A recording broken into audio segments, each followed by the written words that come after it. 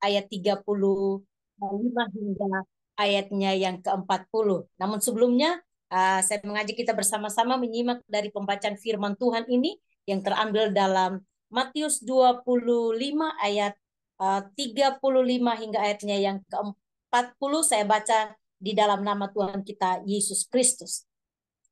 Sebab ketika aku lapar, kamu memberi aku makan. Ketika aku haus, kamu memberi aku minum. Ketika aku seorang asing, kamu memberi aku tumpangan. Ketika aku telanjang, kamu memberi aku pakaian. Ketika aku sakit, kamu melawat aku. Ketika aku di dalam penjara, kamu mengunjungi aku. Maka orang-orang benar itu akan menjawab dia, katanya, Tuhan, bila manakah kami melihat engkau lapar dan kami memberi engkau makan, atau haus, atau kami memberi engkau minum? Bila manakah kami melihat engkau sebagai orang asing dan kami memberi engkau tumpangan, atau telanjang dan kami memberi engkau pakaian?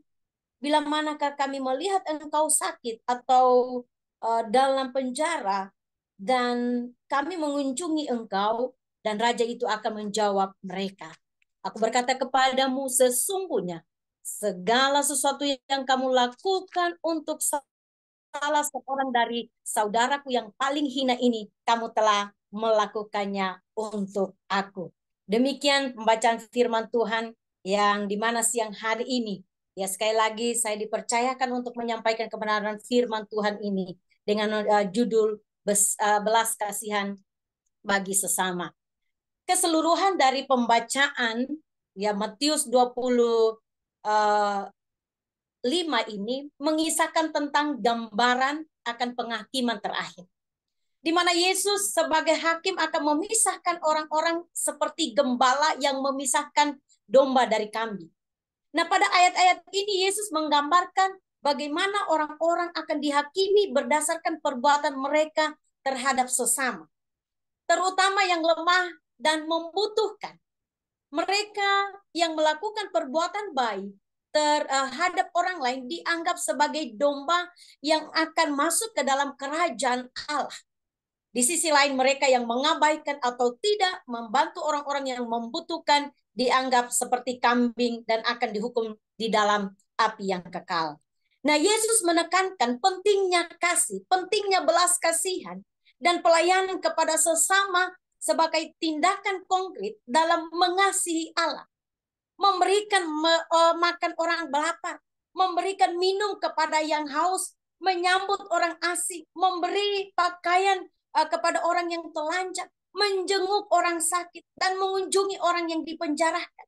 Bagi Yesus, percaya kepadanya saja belum cukup untuk masuk ke dalam kerajaan Allah. Yesus menuntut lebih. Yesus ingin agar kabar sukacita yang kita dengarkan dan kita pahami dengan sangat baik, kita terapkan dalam kehidupan kita sehari-hari. Yesus tidak mau Yesus tidak mau kita hanya pandai berbicara tentang kasih. Namun saat ada teman, sahabat, atau mungkin keluarga kita sedang berada dalam kesulitan dan meminta bantuan kepada kita, kita tidak membantunya, bahkan memilih menjauh dan mencemooh orang tersebut atau keluarga kita tersebut. Bagi Yesus, kasih tidak sekedar kata. Kasih melampaui segala batas yang ada dalam kamus hidup manusia.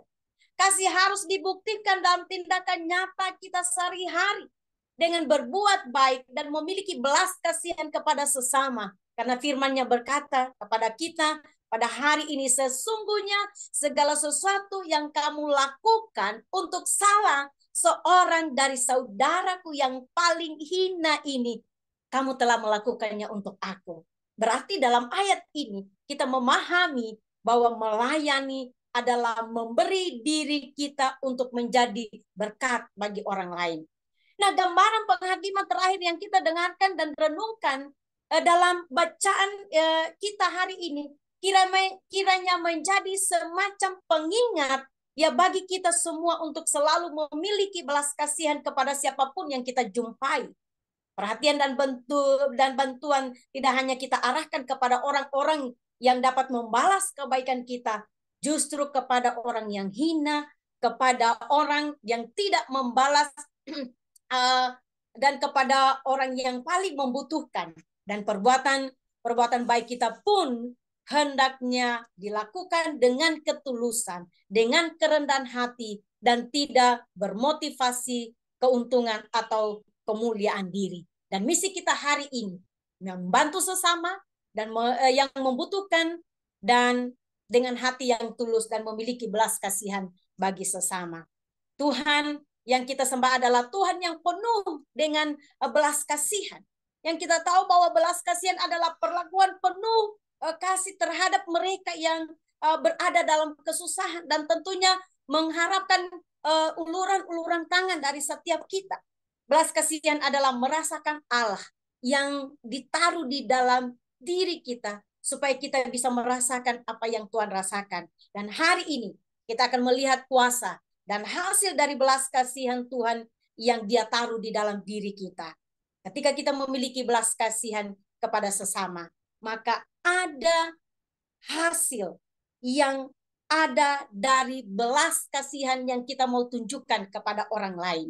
Dan firman Tuhan pada siang hari ini, ada 3 hasil yang ada dari belas kasihan ketika kita memberikannya itu kepada orang lain. Yang pertama, belas kasihan bagi sesama menghasilkan mujizat. Nah, setiap mujizat yang dihasilkan dari pelayanan Yesus adalah hasil dari belas kasihan yang timbul dari dalam hati. Pelayanan Yesus selalu tergerak untuk menolong, untuk berdoa, dan terjadi mujizat itu. Kita perlu meminta supaya Tuhan menaruh belas kasihan di dalam hati kita, belas kasihan untuk jiwa-jiwa, belas kasihan Allah akan melembutkan hati kita, menjadikan kita lebih peka, bukan hanya dengan suara Tuhan, tetapi juga dengan keadaan yang ada di sekitar kita. Waktu belas kasihan ada di dalam hati kita, pandangan kita terhadap orang-orang akan mulai berubah. Kita akan mulai merasakan pergumulan, beban, dan juga rasa sakit yang mereka sedang derita, membuat kita mulai berdoa dengan belas kasihan kepada Allah. Allah adalah Allah yang penuh dengan belas kasihan. Di dalam Yakobus pasal 5, di sana dikatakan doa orang benar, bila dengan yakin didoakan sangat besar kuasanya. Ketika kita meminta kepada Tuhan, dengan iman kita kepada Tuhan, dengan orang-orang yang ada di sekitar kita, maka kita percaya bahwa setiap doa yang kita panjatkan kepada Tuhan, Tuhan pasti akan mendengar dan menjawab tepat pada waktunya, dengan kita meminta kepada Tuhan untuk orang-orang yang ada di sekitar kita. Orang benar adalah orang yang hidup dalam kebenaran Allah, dan orang yang hidup di dalam kebenaran Allah pasti hatinya penuh dengan belas kasihan. Bapak Ibu Saudaraku yang diberkati oleh Tuhan, contoh hati yang memiliki belas kasihan, saya rasa kita sudah mengenal dan bahkan kita sudah melihat sendiri, dan kita sudah pasti mengetahui. Ya, Ibu Teresia berkisah tentang seorang laki-laki yang diangkat dari selokan dan dibawanya ke rumah. Nah, separuh badannya telah dimakan belatung. Saat Ibu Teresia merawatnya, ya laki-laki ini berkata, saya telah hidup seperti binatang di jalan, tetapi saya akan mati seperti malaikat, dikasihi dan dipedulikan. Nah, Ibu Teresia berkata, sungguh luar biasa, ya, sungguh luar biasa melihat kebesaran ya jiwa laki-laki yang dapat berbicara dan mati seperti itu tanpa mempersalahkan orang lain dan lingkungannya ataupun membanding-bandingkan. Bukankah ini adalah belas kasihan yang menghasilkan mujizat? Dalam berbagai kesempatan terkadang kita menghindari mereka yang demikian. Padahal itulah yang paling Allah pedulikan. Yesus mengajarkan murid-muridnya untuk peduli kepada mereka yang lapar, yang haus, telanjang, di penjara, orang asing yang paling hina. Bahkan Yesus menyebut hal tersebut sebagai syarat berkenan di hadapan Allah pada saat penghakiman terakhir tiba.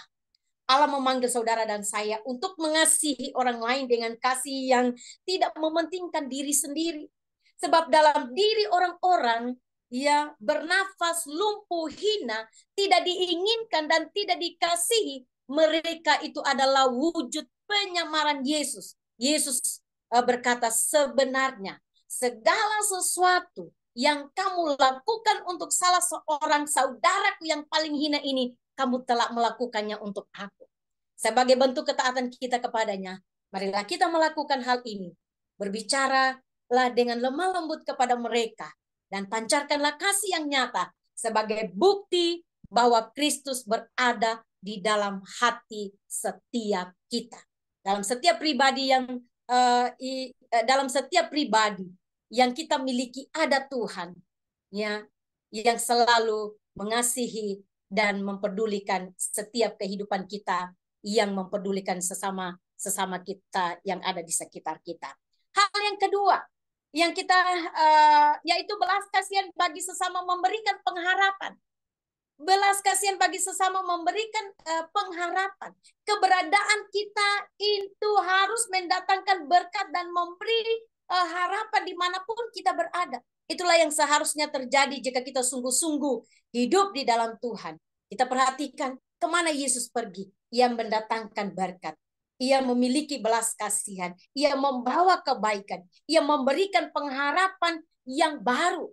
Belas kasihan Allah membuat kita mengucapkan kata-kata yang menghibur, menguatkan dan membangun satu dengan yang lain. Di dalam 1 Tesalonika 5 ayat yang ke-11 mengatakan, karena itu nasihatilah seorang akan yang lain, yang saling membangunlah kamu. Tuhan mau supaya kita saling membangun dan menasihati. Belas kasihan Tuhan akan membuat hati dan mulut kita rindu untuk selalu membangun dan memberkati orang lain. Kembali ke kisah Bunda Teresia. Bunda Teresia pun memilih untuk terjun ke tengah-tengah penduduk, memberikan pelayanan bagi kaum papa. Berbekal pelatihan kesehatan di sebuah rumah sakit di Patna, Bunda Teresia pun memberikan perawatan medis kepada orang-orang sakit. Bunda Teresia lalu mendirikan sebuah komunitas amal yang memiliki semboyan menolong yang termiskin di antara yang miskin. Dari kisah Bunda Teresia kita dapat mencontoh bahwa melayani dengan memberi pertolongan kepada sesama kita atau orang lain dapat dengan hal-hal yang sederhana dan memberikan dampak nyata yang ada di sekitar kita seperti lingkungan keluarga, lingkungan pekerjaan hingga masyarakat. Bahkan melakukan pekerjaan sesuai peran kita dalam kehidupan dengan didasari melayani, maka akan membuahkan hasil yang baik. Dalam Matius 25 ayat yang ke-10 jelas tergambarkan bahwa ketika kita memberi pertolongan kepada siapapun yang membutuhkan, bahkan orang yang paling hina sekalipun, kita telah melakukannya untuk Tuhan. Ada banyak cara untuk melayani sesama, memberi pengharapan kepada orang-orang yang ada di sekitar kita. Sebagai contoh, kita dapat berbagai makanan bagi mereka yang membutuhkan. Kita dapat menjadi kawan yang baik, menghibur bagi teman kita yang berduka. Kita dapat merawat orang tua atau saudara kita yang sakit, bahkan kita dapat turut mendoakan bagi orang lain. Melayani sesama seperti melayani Kristus berarti memberi pertolongan dengan ketulusan dan kasih yang tercermin dalam perbuatan dan perkataan kita dengan hal-hal yang sederhana di lingkungan, di sekitar kita sehari-hari. Kristus begitu mencintai kita. Sebagai manusia, maka selayaknya kita membalas kasihnya dengan melayani sesama kita. Dan hal yang terakhir yang saya mau sampaikan kepada kita pada siang hari ini, belas kasihan bagi sesama akan mendatangkan sukacita bagi Allah. Belas kasihan bagi sesama akan mendatangkan sukacita bagi Allah. Hal ini bukan berarti bahwa Tuhan akan selalu memberkati kita dalam hal keuangan. Tetapi kalau kita menjadikan Tuhan sebagai prioritas, Dia akan memelihara hidup kita dan memberi sukacita tersendiri bagi kita di saat kita melayani. Karunia Tuhan bukan hanya dimaksudkan untuk memberkati kita, tetapi juga supaya kita menggunakannya untuk memberkati orang lain. Di dalam 1 Petrus 4 ayat yang ke-10, memberi dengan enggan atau tidak sama sekali adalah pertanda kalau kita sedang bermasalah dengan hati kita. Ya, hanya dengan belajar memberi kita kepada Tuhanlah yang membuat kita mampu memberi dengan sukacita. Kalau kita merasa sulit memberi untuk pekerjaan Tuhan, memberi kepada sesama kita, mungkin kita masih belum memberikan hati yang sepenuhnya kepada Tuhan. Tuhan melihat kualitas seseorang dalam memberi dan bagaimana sikap kita memperlihatkan orang lain yang dalam kekurangan. Dan Tuhan juga senang melihat anak-anaknya memberi dengan sukacita terhadap sesamanya. Dan mari kita pikirkan seberapa besar kasih Allah kepada kita, dan mari kita menjadi berkat bagi orang lain dan memberi dengan sukacita. Dan inilah ketiga hal yang dapat menjadi pelajaran penting bagi kita semua pada siang hari ini. Ketika kita memiliki belas kasihan bagi sesama, akan menghasilkan mujizat, mendatangkan pengharapan, dan juga mendatangkan sukacita bagi sesama yang kita layani dengan tulus. Selamat menjadi berkat. Tuhan memberkati kita semua. Dan biarlah apa yang telah kita dengarkan pada siang hari ini, ketika kita memiliki belas kasihan bagi sesama yang ada di sekitar kita, tentunya akan menghasilkan mujizat tadi yang pertama, pengharapan dan juga sukacita. Amin. Mari kita berdoa. Tuhan Allah Bapa kami di dalam kerajaan sorga, terpujilah namamu oleh karena kebaikan kesetiaan Tuhan menyertai kehidupan kami. Kalau kami boleh ada hingga sampai siang hari ini, semua hanya karena bukti kasih setia Tuhan terjadi dalam kehidupan kami masing-masing. Secara khusus hamba-Mu mau mendukung di dalam doa bagi karyawan-karyawati yang ada di persekutuan Suripola, yang dimana setiap bulannya mereka melaksanakan ibadah, yang dimana mereka mengingat kebaikan Tuhan itu atas kehidupan mereka, memberi kepada mereka kekuatan dan kemampuan di dalam mereka melakukan tugas tanggung jawab pekerjaan yang telah Tuhan percayakan kepada mereka. Dan ketika mereka mengingat Tuhan dalam setiap aspek kehidupan mereka, maka kami tahu pasti Tuhan akan menolong mereka dan memberikan satu keyakinan iman yang teguh bahwa di dalam Tuhan ada pengharapan dan sukacita Tuhan nyatakan dalam setiap kehidupan mereka. Bapak Surgawi, kami mendukung di dalam doa juga bagi rekan-rekan pekerja mereka yang tidak bisa hadir dalam persekutuan ini, dimanapun mereka berada, dengan segala tugas dan tanggung jawab mereka, yang ketika mereka melakukannya dengan mengarahkan pandangan mereka hanya tertuju kepada Tuhan, maka mereka tahu pasti di dalam Tuhan mereka mendapatkan jawaban dari setiap apa yang mereka minta kepada Tuhan. Dan terima kasih ya Bapak, hamba-Mu telah berhenti untuk menyampaikan kebenaran firman Tuhan pada siang hari ini. Namun kami percaya bahwa Roh Kudus Tuhan tidak pernah berhenti untuk menyampaikan apa makna bagian firman Tuhan yang telah mereka dengar bersama pada siang hari ini. Dan biarlah ketiga hal penting yang telah kami pelajari bersama, ketika kami memiliki hati yang memiliki belas kasihan bagi sesama kami, maka apapun yang kami lakukan, Tuhan pasti akan buat berhasil dan mendatangkan mujizat, pengharapan, dan sukacita bagi mereka yang ada di sekitar kami ketika kami melayani mereka dengan sungguh kepada Tuhan. Terima kasih ya Bapak. Sekali lagi hamba-Mu mau mendukung di dalam doa bagi semua karyawan-karyawati yang ada di persekutuan Suripola ini. Kami mohon anugerah yang dari Allah. Engkau mau nyatakan dalam kehidupan mereka melalui setiap hal yang telah Tuhan izinkan untuk mereka melakukannya. Ini doa kami Bapa. Dengar dan sempurnakan, sebab doa yang jauh kurang sempurna ini hanya kami mau persembahkannya di dalam nama Tuhan kami, Yesus Kristus yang telah menjadi juru selamat dan kekasih jiwa kami. Haleluya. Amin. Amin. Ya, terima kasih. Tuhan memberkati kita. Terima kasih banyak ya buat firman-Nya, mengingatkan kita buat punya belas kasihan. Terima kasih. Kemauannya minggu depan ada doa bersama di ruangan 2 atau 3 ya. 2 atau 3 jam 12 siang, mengundang teman-teman yang bisa ikut kita doa bersama buat persekutuan kita, keluarga kita, kantor kita, buat bagi bangsa kita juga. Terus 2 minggu lagi kita akan persekutuan online lagi, masih via Zoom aja. Pengumumannya selamat istirahat dan beraktivitas kembali semuanya. Tuhan memberkati. Terima Oke, kasih. makasih Terima kasih, terima teman-teman. kasih. Dadah. Sampai jumpa lagi. Ya. Terima kasih, Bu Mayor. Terima kasih.